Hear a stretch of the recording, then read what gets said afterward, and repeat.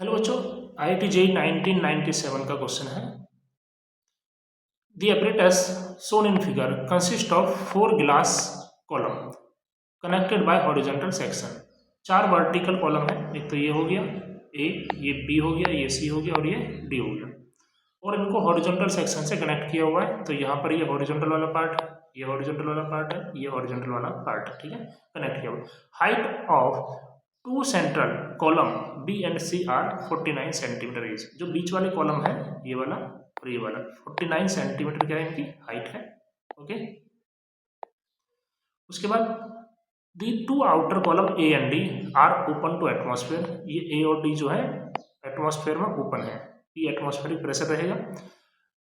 Okay, A and C are maintain at temperature of 95 degree Celsius while B and D are maintain at 5 degree Celsius. कहने का मतलब क्या हो गया कि क्वेश्चन में दिया हुआ है कि जो A का टेम्परेचर है वो 95 है और C का टेम्परेचर क्या है 90, और साथ साथ में बोला गया B और D का टेम्परेचर क्या है 5 डिग्री सेल्सियस, और इधर भी क्या है 5 डिग्री सेल्सियस टेम्परेचर दिया हुआ। The height of liquid in A and D measured from base line are 52.8 centimetre and 51 centimetre. A और D, ये A है, A के अंदर क्या है 52.8 सेंटीमीटर और दूसरा क्या है D में 51 सेंटीमीटर।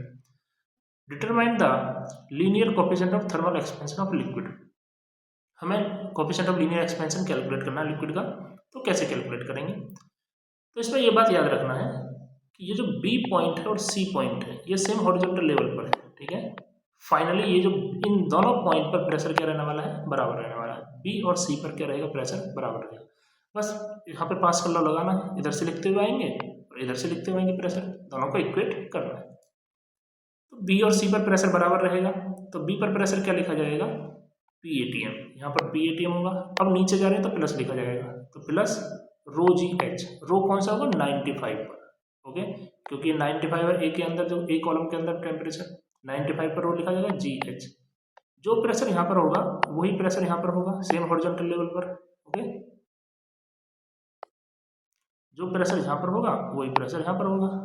अब यहाँ से ऊपर जाएंगे, जैसे यहाँ से ऊपर जाएंगे तो कितना माइनस रो जी एच, माइनस रो लिखा जाएगा 5 पर, क्योंकि 5 है बी के अंदर प्रेशर टेम्परेचर।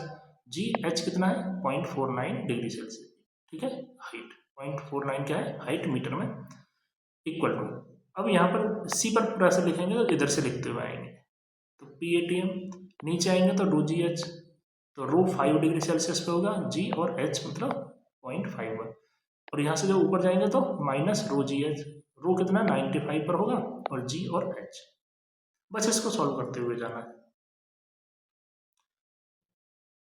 ओके, तो यहाँ पर हम क्या करने वाले हैं, जो 95 वाला जो पैरामीटर है, रो डेंसिटी 95 पर है, उसको एक तरफ लिख लेंगे और बाकी जो है 5 वाले उनको दूसरी तरफ, और PATM तो कैंसिल कर जाएगा।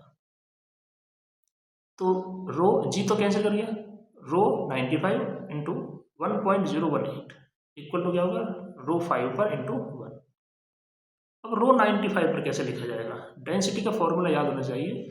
रो किसी भी टेम्परेचर पर जो होगा, रो 0 डिग्री सेल्सियस पे upon 1 plus gamma delta T, gamma delta T. तो rho not upon 1 plus gamma delta T मतलब 95, 0 से 95 प्लस है, और यहाँ पर क्या जाएगा 5 के लिए रो नॉट अपॉन 1 प्लस गामा और डेल्टा टी मतलब 5। बस इसको सॉल्व करते हुए जाना है और रो मिल जाएगा हमें। रो से रो नॉट कैंसिल करेंगे, क्रॉस मल्टीप्लाई करेंगे तो ये लाइन बन जाएगी। इसको इधर भेज देते हैं और इसको इधर भेज देते हैं, तो क्या जाएगा rho 95 minus 5.09 equal to 1.018 minus 1। Subtract करेंगे और उसके बाद डिवाइड करेंगे,